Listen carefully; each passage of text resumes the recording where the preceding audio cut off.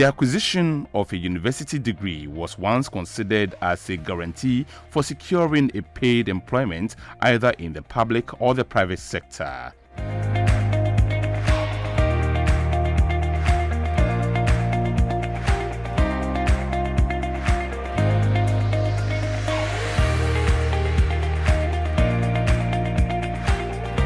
The reverse has been the case in Ghana, as for several years the issue of graduate unemployment has remained intractable.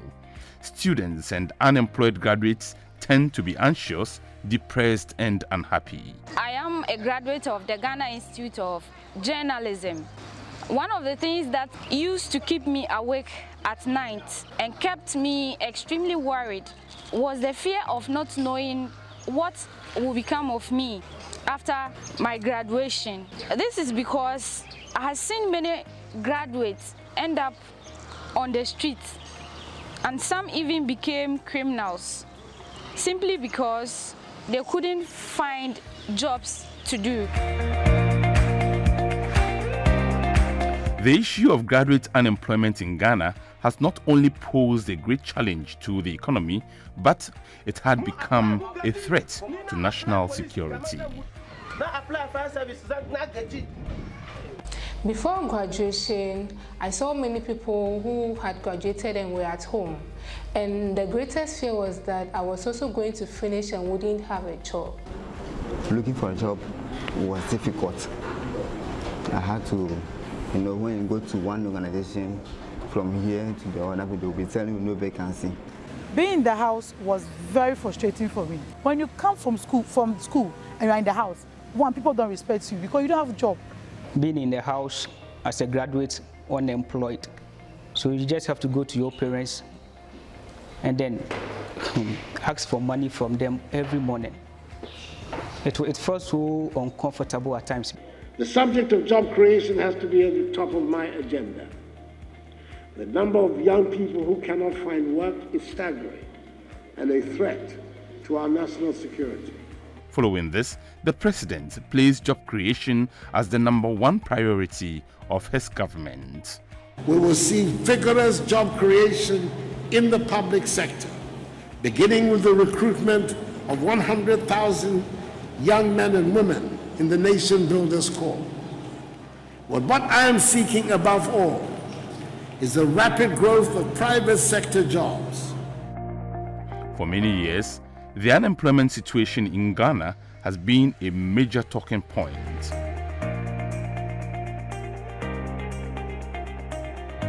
More graduates are being produced and they enter the job market as new job seekers each year. However, transition from school to work is more often than not unsuccessful, since most people end up either underemployed or totally unemployed. It takes up to 10 years for a large number of graduates to secure employment. Similarly, the World Bank also reported in 2016 that about 48% of the youth in Ghana who are between the ages of 15 to 24 years do not have jobs. For so many years, we had a growing number of tertiary graduates exiting these institutions with their qualifications, whether they were a diploma or a degree or certificates, without any potential to be hired within the labor market, in the public service or public sector or the private sector. I completed 2011, had my service in 2012, and when I finished my service, there was no job and I had to stay in the house for 6 years. I completed Hope Poly and I had my certificate, but I stayed in the house for 5 good years without getting a job, roaming from one office to the other. According to the Ghana Labour Force Survey report published in 2016, more than 1.2 million Ghanaians are unemployed. And if you looked at the statistics then, the suggestion in particular that for any graduate leaving a tertiary institution or any graduate who had finished national service, it took well over a decade for them to find their feet in the labor market. It was quite concerning. And on the back of this, the president sort of put together a team under the able leadership of His Excellency, the Vice President of the Republic, Dr. Mahmoud Bawumia, to look at a way of finding a solution. On 1st May 2018, the President, Nana Addo Dankwa Akufo-Addo, launched the Nation Builders Corps, NABCO, which aimed at giving employment opportunities to more than 100,000 young men and women to assist in the public sector service delivery needs of the country. NABCO's central focus would be to create employment avenues and opportunities for young people who hold diplomas or degrees from accredited tertiary institutions. An opportunity for, I think, 100,000 young people to be engaged in public and public service to make a contribution to nation building. And that is the sort of background that we have all become familiar with in terms of what gave birth to the scheme called the Nation Builders Corps. NABCO was to be the vehicle to deliver jobs in 7 prioritized areas. We prioritized certain sectors. So we looked at education, and the module for education was called Educate Ghana. Then Heal Ghana, which was to address issues within the health sector. Then Revenue Ghana, which was to address the very basic issues with revenue mobilization for this country. And then we had Digitize Ghana. There are lots of issues to do with innovation and technology and the attempt to digitize a lot of the manual processes that we have. And then you have Civic Ghana, which was to address a lot of issues within our local governance structures. And then we had Enterprise Ghana, which was to deal with the private sector participation in these issues. And then we also had Feed Ghana, which was the agricultural module. I'm sure we all hear the things about Ghana, agriculture being the mainstay. And I believe that all the disciplines that we have from these tertiary institutions were accommodated within these 7 modules that we structured. With NABCO launched, many graduates were excited that finally an opportunity to gain some work experience whilst earning some respectable income had been presented to them. When we concluded application, the 100,000 opportunities we had was oversubscribed. We had 146,968 applying to join the scheme. We then had to take them through an interview. For the very first time, and I'm sure that people were astonished to see this happen, we guaranteed for every applicant an opportunity to be interviewed. In the end, we interviewed over 137,000 NABCO applicants. That was a very fair process. We also are making provision for persons with disabilities so that we don't leave them behind either. And then we should move on to posting those who have been selected and in the different modules. Nobody had to make a call on my behalf. Nobody had to talk to anybody on my behalf. I just went through the interview and I was picked. I went to the cafe to do the registration. That was online. And after that, I had a message telling me that I've been picked. I was selected into the program without any connection, without anybody or any big man leading me into the program. I was so surprised to get that. By the grace of God, without any influence from anybody, I was picked. Even as the recruitment process was ongoing, NABCO was presented with perhaps its toughest test, the protest from nurses. The initial narrative around trying to put together a talent pool appeared very strange to the employment landscape. So there was a lot of misunderstanding around what it means to be called a trainee after you have been trained as a professional, which is what the nurses talked about, for example, in the early days. So a lot of them, due to the misunderstanding, thought that they had to raise their voices and then be heard so that their professional concerns would be taken into consideration. If you fast forward to 8 months, 9 months, you realize that the shoe was on the other foot now. You would have a lot of nurses now pushing us, when are you going to open the portal so we can join the Nation Builders Corps? Because a lot of that suspicion was born out of misunderstanding of what the NABCO scheme was about. NABCO has given me the opportunity to work with Kumasi South Hospital to gain my skills and experience.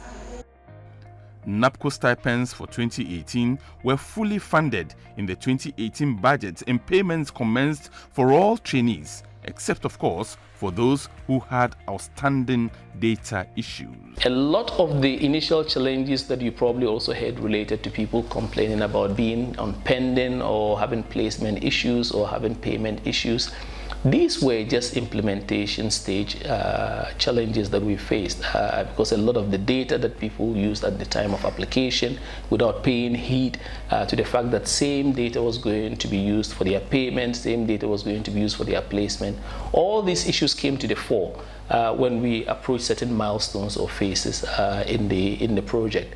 But I believe that for those who are in the media space, social media or any other, the conventional media, you hear less and less of these issues because I think that we found very creative ways to deal with the problems.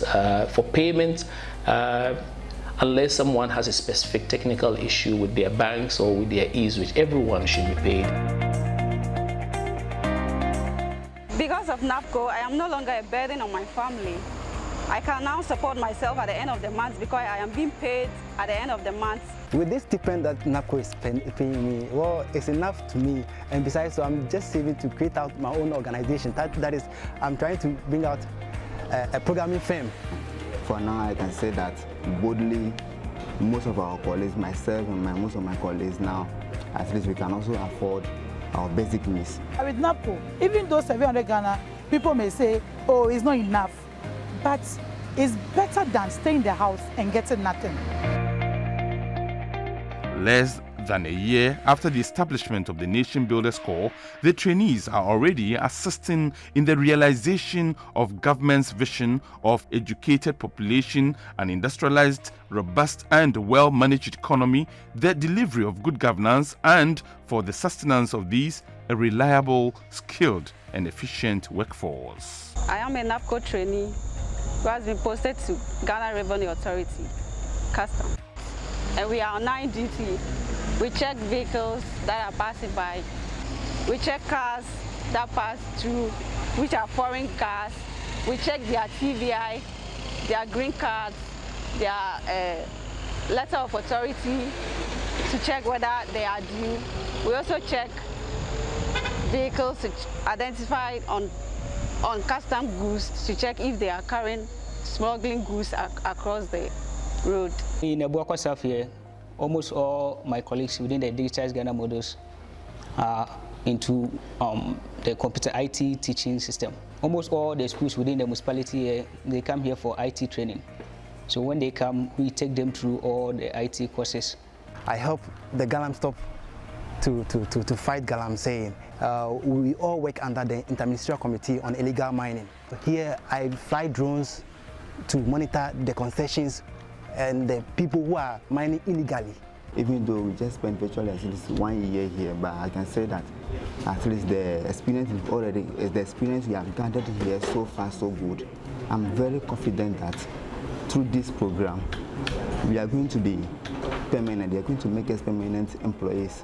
When a job vacancy is being rolled out, you see 5 years experience, 10 years experience. You'll be wondering where you can start that work for you to gain that 5 years, 10 years experience for an employer to employ you. So I was glad that this initiative, instead of me being at home and then be still depending on my parents, I'm glad it gave me the opportunity to also gain an experience. Feed Ghana, I've been asked to be with the fertilizer subsidy, which in that place we are supposed to be with a retailer, tell them how to go about selling, we record how they do it, and it has really improved my knowledge.